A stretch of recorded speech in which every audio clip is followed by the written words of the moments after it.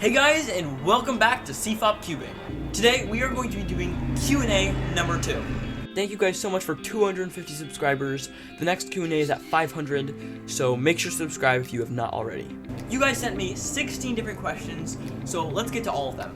The first question by G5Cuber is, how long do you think it'll be until the 3x3 world record is broken? Well, the 3x3 world record average was just broken like really recently. Possibly after you wrote that comment, I'm not sure. The 3x3 world record single though, it's been a very long time, but I really have to say I do not think it's going to be very long because it's been so long and there are a lot of cubers that are getting like sub 3s at home. It really is just a matter of time. I'm going to say like 5 months maybe. I really have no idea, that's just really a guess. The second one you asked was, what is one puzzle that should be a WCA event? Well, here are some WCA events I have. We've got a homemade Siamese cube. It doesn't have very good turning, but it's pretty cool. Also, we've got the Ivy cube. The Ivy cube is a very easy and fun puzzle. I like it. I'm not sure how I would feel about it being a WCA event, but it's a pretty cool cube.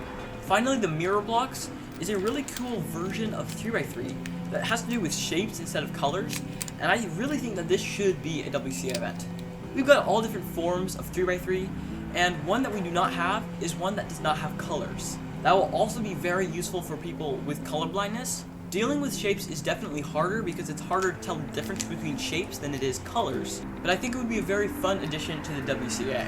Next we have, if you could make anything a WCA event, what would it be? Probably mirror blocks. What's your favorite non-WCA puzzle? Probably mirror blocks. I don't really have that many non-WCA puzzles, but hopefully I'll be getting some soon and I can make some videos about it. How long have you been cubing? I've known how to solve the Rubik's Cube for a while, but I really only buckled down and actually started getting good about a little over a year ago. How old were you when you first solved the 3x3? How did you get it? I think I was around 11 years old when I first solved the 3x3. The first 3x3 that I did get was this cube. It's a cheese sale, I don't know what type. It also came in a bundle with some other cubes. I actually got it for my birthday. What was your first speed cube? This. When did you start cubing? Already said that. 3x3 main and average. My main 3x3 is the GAN 11M Pro. I average sub 15 on 3x3. It kind of varies though. Some days I'm doing really badly and I average about 17 seconds, while sometimes I do pretty good and average like 12 or 13. What was the first 3x3 you ever got? What brand and what puzzle and when? Well, like I said earlier, I think it's the cheese sale, something or other. And I got it when I was like 11. What is your personal best for all cubes? For all cubes, I'm not really sure. For my main cubes though, for 2x2, I think it's like 1.23 seconds. I don't know if that was an official scramble though, I'm not really sure. For 3x3, 7.886 seconds. I've got a video, go check it out.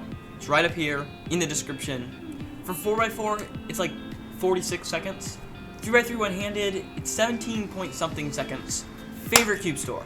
My top 2 favorite cube stores are the Cubicle and the Speed Cube Shop. I really like them both. I think for the Cubicle, there is a lot of lubes, and I really don't understand all of them. Like, it's hard to learn all of the lubes and what they all do and how good they are. And really, to know how much you like them, you really have to buy them all. For the Speed Cube Shop, I think they do a really good job with their charts where they have like all of the amount of speed that the loop has, the amount of controllability, the gumminess, all that kind of stuff. Still, for the Cubicle, I do think they have a wider range of puzzles, including a lot of really cool non-WCA puzzles. Really, I think they're both great. I'd recommend them both. Next, we've got, what cube company do you like the best? There you go. Which is your favorite? PLL, OLL, Cross, and F2L. I guess we'll start with OLL. For OLL, my favorite is probably the T case, where it's just F, sexy F prime. It's super easy. I've got it in a lot of my PBs. I mean, honestly, the best is just an OLL skip, but other than that. For PLL, it's probably a U perm, probably UV perm. I really like J perm, T perm, and some others. For the Cross, I guess R prime. For F2L, I guess R, U prime, R prime. I'm not really sure what you mean there, but that's what I got. Would you rather have all the cubes in the world or have a world record average of sub 1? You know, having a world record average of sub 1 would definitely get me a lot of cubes. Although, if I did have all the cubes in the world, no one else would have any cubes, and so I guess I could just get the world record on everything and nobody would be able to stop me. Then again, there probably wouldn't be any cubing competitions for me to get world records at. I guess in that case, to have a world record average of sub 1. I'm pretty sure no one would ever be able to beat me. Unless, of course, cubing technology got so far as to pretty much solve themselves. If a person is sub 20, and he or she is trying to get sub 15, them knowing OLL and PLL, what would you tell them to improve on? I think it definitely depends on the person and what their weaknesses are. If they know OLL and PLL, that's great. You can learn like COLL and stuff, but really I don't think that's the main thing that you need to improve on.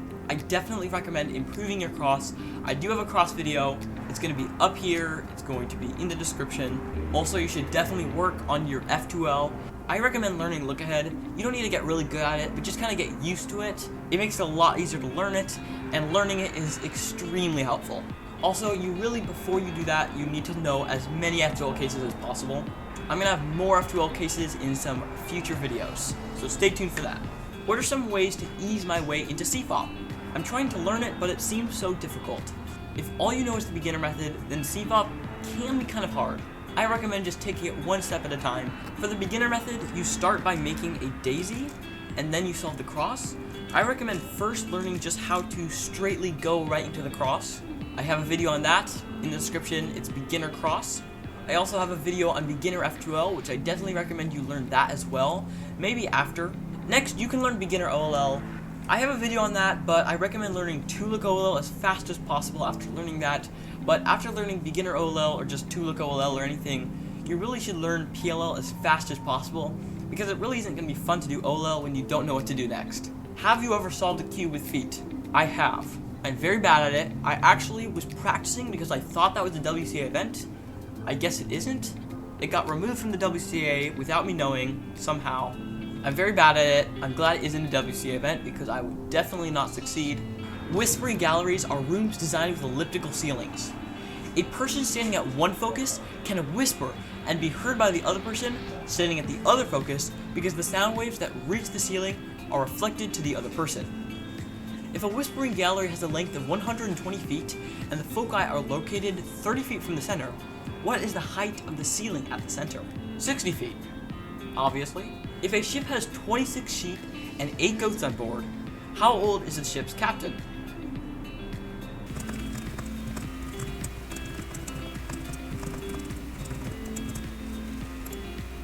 $36. Of course. Totally didn't cheat. And that is all for today. Thank you guys so much for watching, and I will see you next time. Wow, thank you guys so much for watching this entire video. I'm really sorry with the background sound, all the outdoor noises. I just really did not want to redo the video after realizing. Anyway, remember to subscribe and check out one of these videos here on the end screen. Until next time.